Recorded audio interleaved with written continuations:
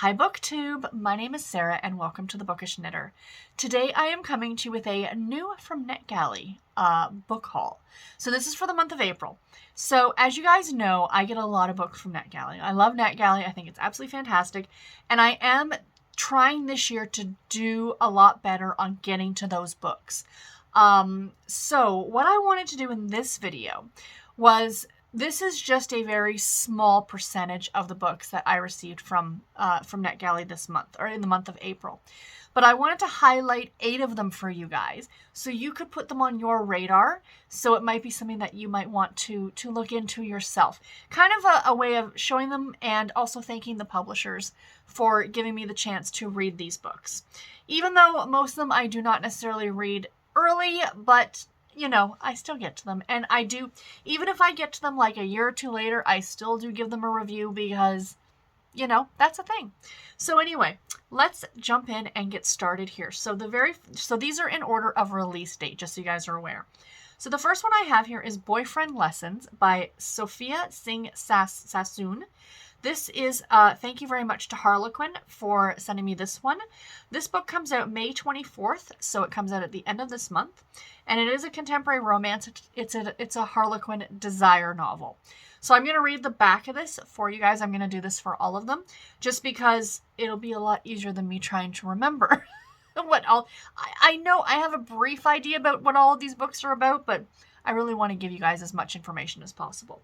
So we have her cardinal rule for learning the ropes of romance: don't fall for the teacher. Shy Lone Star heiress Caitlin is eager to ditch her wallflower status. So when her best friend playfully suggests she practice dating, Caitlin goes one further. She asks friend of a friend, Dev, to give her boyfriend lessons. The spark between them soon turns fun into fire.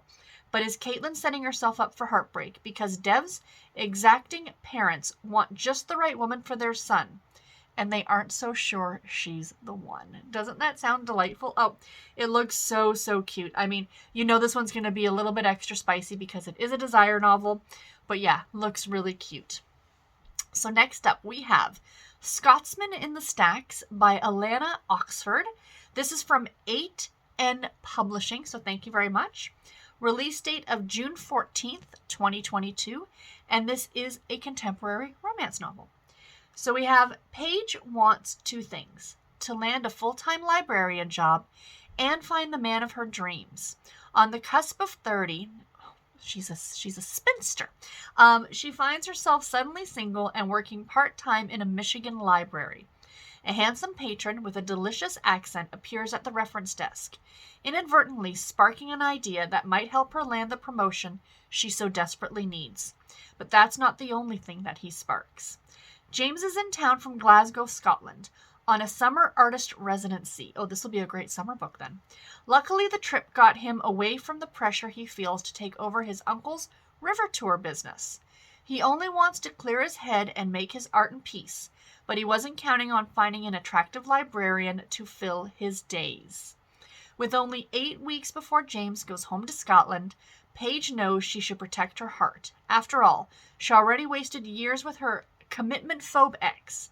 But the more she gets to know James, the less she can stick to her plan to just be friends. Is she just wasting her time again, or can they bridge the ocean between them to find a happily ever after of their own? A summertime romance with a librarian and an artist, and a Scottish artist. I'm smitten. I can't wait to read that one. It's going to be so good. The next one that we have here is Here for the Drama by Kate Bromley. Thank you very much to Harlequin Trade Publishing for sending me this one. This comes out on June the 21st of 2022. It is a romance/women's fiction novel. So we have Becoming a famous playwright is all Winnie ever dreamed about. For now, though, she'll have to settle for assisting the celebrated, sharp-witted feminist playwright Juliet. When an experimental theatre company in London, England, decides to stage Juliet's most renowned play, The Lights of Trafalgar, Winnie and Juliet pack their bags and hop across the pond. But the trip goes sideways faster than you can say tea and crumpets. Juliet stubbornly butts heads with the play's director, and Winnie is left stage managing their relationship. Meanwhile, Winnie's own work seems to have stalled, and though Juliet keeps promising to read it, she always has some vague reason why she can't. Then Juliet's nephew Liam enters stage left. He's handsome, he's smart, he is devastatingly British. I love that. And his family ties to Juliet pose a serious problem, forcing Winnie to keep their relationship on the down low. What could go wrong? Balancing a production seemingly headed for disaster, a secret romance, and the sweetest, most rambunctious rescue dog, will Winnie save the play, make her own dreams come true, and find love along the way? Or will the slings and arrows of outrageous fortune get the best of her? Does that not sound like a little lighter version of The Devil Wears Prada, but in the theater? That sounds delightful. Oh my goodness. I mean, all of these, like, I'm very familiar with because I picked them.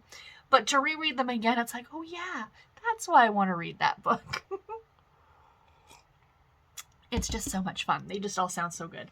The next one that we have is called, Her Cowboy Wedding Date by the great Cari Webb. I love Cari Webb. Thank you again to Harlequin for sending me this one. It is going to be published June the 28th of 2022, and this is another contemporary romance. It's a heartwarming novel, which means it's a closed-door romance. Could this cowboy be her wedding date? Maid of honor Tess has 2 weeks to plan her cousin's wedding. She will do anything to make the ceremony perfect, even if it means wrangling best man Carter's help. The cynical cowboy would rather focus on his business than wedded bliss, and widowed Tess isn't looking for a second chance at love. But could planning a trip down the aisle bring the two of them together? Oh, I love it. Just delightful. Absolutely delightful. Next we have The Charmed List by Julie Abe. Thank you very much to St. Martin's Press for sending me this one. It has a release date of July the 5th of 2022. And guys, this is a YA contemporary. I mentioned this also in another video that for me, the summer is like the time I want to read YA contemporaries. I guess it's kind of harkens back to my days when I was a teenager and like doing all that summertime fun reading, not the boring school reading you had to do. So let's talk about this one. Ellie has spent most of high school on the sidelines, keeping her art Instagram private and shying away from the world. She can't even tell her only friend Leah who she really is. Ellie is part of a secret magical community, and no one outside of it can know it exists. The only person Ellie could fully relate to was Jack, her childhood friend who mysteriously started to snub her a few years ago. But before senior year, Ellie is ready to take some risks and have a life-changing summer, starting with her anti-wallflower list. 13 items she's going to check off one by one. With this list, she hopes to finally come out of her shell, even though she can't share her full self with the world. But when number 4 on Ellie's list goes horribly wrong, revenge on Jack, she's certain her summer is cursed.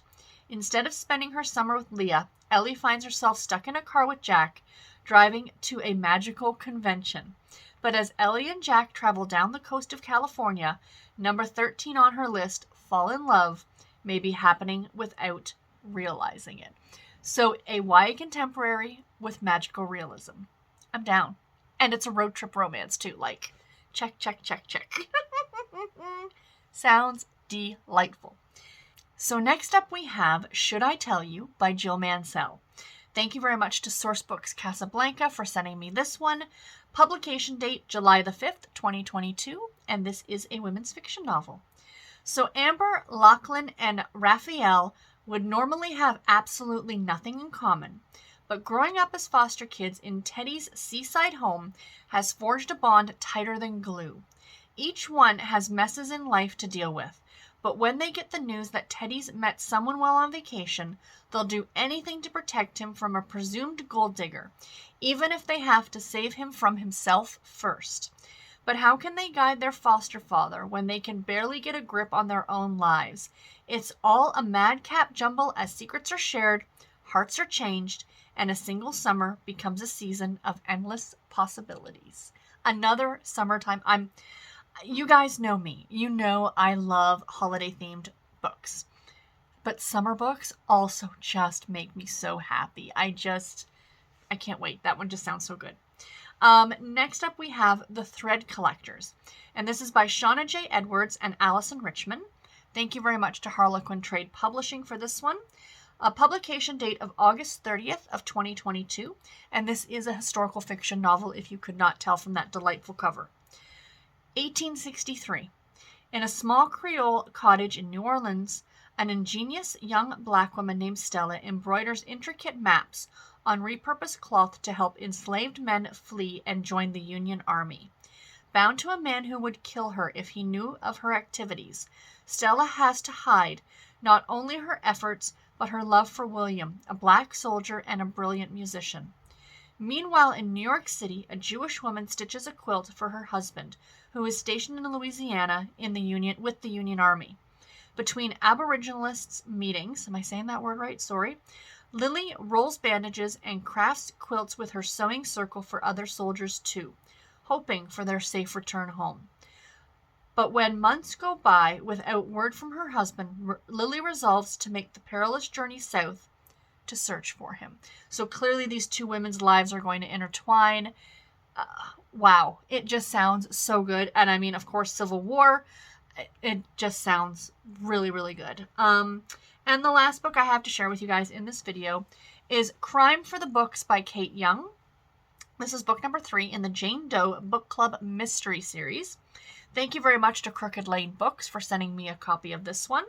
This one does not come out to the fall, October 11th of 2022, but all you cozy mystery fans out there, you might want to put this on your radar. Lila Moody and her book club, the Jane Does, are hosting a Halloween party at Magnolia Manor, tailored after Agatha Christie's A Murder is Announced.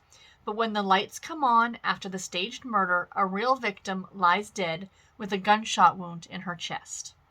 The victim was an estranged relative of Elaine, operator of the B&B, who had earlier been seen arguing with her about the fate of the property. Suspicion immediately falls on Elaine, and she's arrested. The Jane Does believe Elaine is innocent, and when they get a chance to team up with police officer Rosa, a member of the club, they jump on it. But then the club discovers that 2 more murders have been brazenly predicted online and in the Sweet Mountain Gazette, and that one of the intended victims is Rosa. Lila thinks she knows who the killer is, but the only way to find out is by laying a trap using Rosa as bait. But like an Agatha Christie mystery, the truth is never what it seems. Layla and her trusty book club will have to sleuth out the killer before Rosa meets her final chapter. Sounds really good. And Halloween themed. I'm all about Halloween themed cozies. I love them. They're so spectacular. So anyway, guys, those are the books on my list. Please do let me know in the comments below. Do any of those sound good to you? Have you gotten any books from Netgalley this month or in April that you are really looking forward to? I'd love to hear that too. And until my next video, everybody, take care and happy reading. Thank you all so much for watching. Bye, guys.